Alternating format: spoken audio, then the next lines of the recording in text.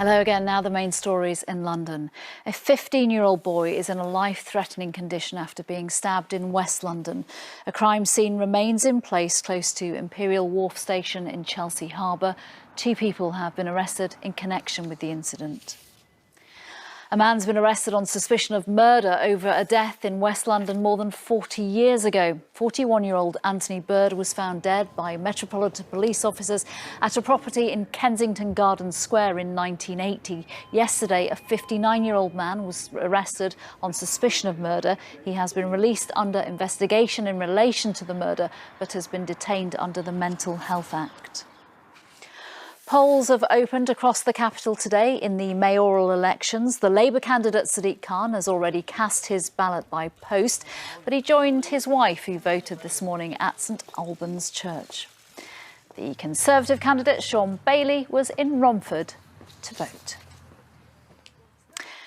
Chelsea have beaten Real Madrid to reach the Champions League final. The Blues won 2-0 with Mason Mount sealing the win late in the second half. The All-England final with Manchester City is due to be played in Istanbul. That is despite Turkey being in a full lockdown, the first since the pandemic began.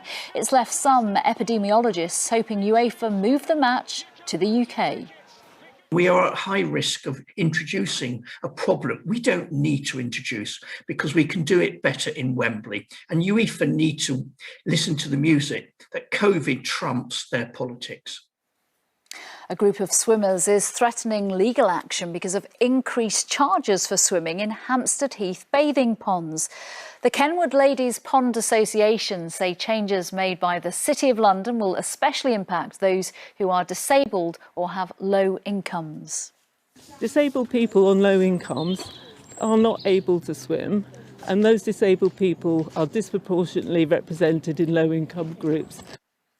The City of London corporations say they deny suggestions that the decision to bring in charging for swimming at the bathing ponds is discriminatory or unlawful, and that pricing is low and fair. The weather now with Sally.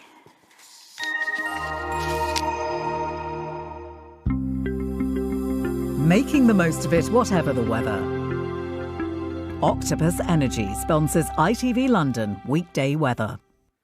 Hello there, and a very good afternoon to you. It's not too bad out there. This afternoon we might get a few more breaks in that cloud. Still the odd shower though, and chilly. Highs of only 11 to 13 degrees, particularly cool under any cloud. Now this evening and overnight, it's a mixture of some clear skies and some cloud. The clearer skies perhaps to the south of London, where it might get a little bit chillier first thing tomorrow morning. But it's looking like most of us will be frost-free as we start Friday. And there should be some decent sunshine to go with the start of the day. Then we'll see that cloud bubbling up again. But it's looking much drier tomorrow. The showers much more scattered, and possibly with a bit more sunshine, a tiny bit warmer. See you later on. Octopus Energy sponsors ITV London weekday weather. Coming up at 6, we'll be joined by the actor Stephen Mangan. He's part of a group of West End stars supporting a virtual reality art trail that lets members of the public view famous works on their phone. And just before we go, it wasn't just Sadiq Khan who took his dog to a polling station. Have a look at this crowd in Dulwich Village this morning. That's all from me. Bye-bye.